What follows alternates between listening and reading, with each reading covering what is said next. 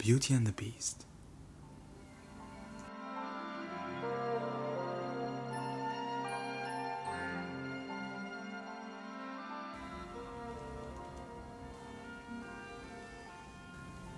Once upon a time, a selfish young prince refused to give an old beggar woman shelter in his castle.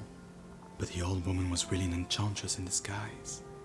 She turned the prince into a terrifying beast and cast a spell on everyone else in the castle. Then, giving the beast a magic rose, she said, "This will bloom until your 21st year. If you learn to love another and earn that person's love in return before the last petal falls, the spell will be broken. If not, you will remain a beast forever." In a village near the castle, an eccentric inventor named Maurice lived with his beautiful daughter, Belle. One of the young men in the village, Gaston, had decided that he would marry Belle. "After all," he told his friend Le Fou, "she's the best looking girl in town, and I deserve the best." But Belle refused him. She could never marry someone as arrogant and conceited as Gaston. One day, Maurice set out for a fair with his latest invention. As night fell, he lost his way and had to seek refuge in the Beast's castle. Maurice was welcomed by some friendly enchanted objects, including Lumière, an elegant candelabra, Cogsworth, a pompous clock, Mrs. Potts, a cheery teapot, and her son, Chip, a teacup. But the Beast was furious when he discovered a stranger in his home, and he threw Maurice in the dungeon. When Maurice's horse returned home alone, Belle set off at once to search for her father. "Oh, Papa," Belle cried when she found Maurice in the freezing dungeon. "We must get you out of here." Sensing danger, Belle turned around. There was a beast towering over her. "Let my father go," Belle pleaded. "I'll take his place." The beast agreed at once. He dragged Maurice out of the cell and sent him back to the village. The beast showed Belle to her room.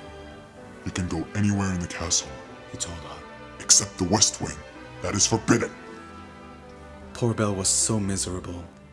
The enchanted objects tried to cheer her up with their singing and dancing. Even Cogsworth joined in. But Belle was still lonely, and later that night, she wandered through the castle. Soon, she was in the west wing. There, among broken furniture, ripped clothes, and cracked mirrors, she found the magic rose, its petals drooping sadly. Just as Belle reached out to touch the rose, the beast burst in howling with rage. Terrified, Belle ran out into the snowy night. Belle leapt onto her father's horse and set off into the forest. Suddenly, she was surrounded by a pack of vicious, hungry wolves.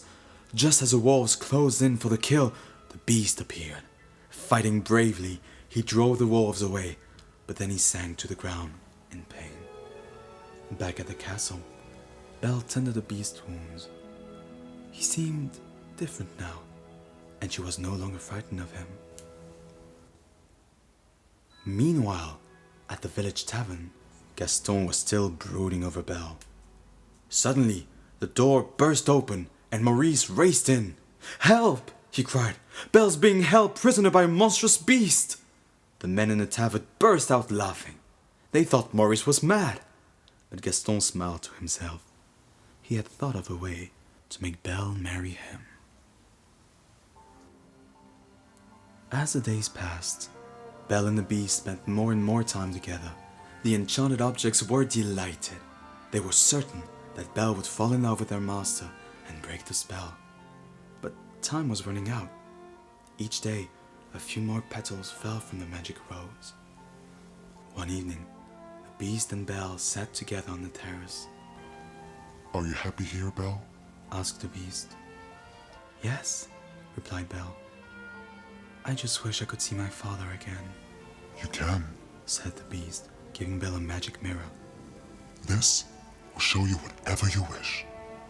In it, Belle saw her father, lost in the forest, trembling with cold as he searched for Belle. "I must help him," cried Belle. Although the beast loved Belle, He knew he had to let her go to her father. Take the mirror with you, He said. so you can remember me. With the mirror's help, Belle soon found Maurice. She brought him safely home and nursed him back to health. Next day, Gaston arrived at Belle's house with a crowd of villagers. He said Maurice would be taken to an asylum unless Belle agreed to marry him. "My father's not mad," cried Belle. He must be, said Le Fou. He was raving about a huge beast! "The beast is real," cried Belle. "Look!" She held up the magic mirror, and the crowd saw the beast for themselves. Furious that his plan had failed, Gaston gathered a mob to attack the beast castle. Cogsworth led the enchanted objects in a spirited defense of the castle, but the beast missed Belle and was too heartbroken to fight, even when Gaston beat him with a club and drove him into the roof. Only when he heard Belle's voice did the beast look up. You came back. He cried, rushing to embrace Belle. This was the chance Gaston had been waiting for. Drawing his dagger, he stabbed the beast in the back. But as the beast collapsed, Gaston tripped and fell, tumbling from the roof. Belle ran to the beast and bent to kiss him. The last rose petal was just about to fall. "You can't die," sobbed Belle. "I love you." Suddenly, a magic mist surrounded the beast, and before Belle's astonished eyes, he changed into the handsome young prince he once had been. One by one, the enchanted objects became human again. Weeping with joy, they hugged each other as the prince swept Belle into his arms. The prince had found his true love at last, and the enchantress' spell was broken. As the sun burst through the clouds, they knew they would all live in happiness forever after.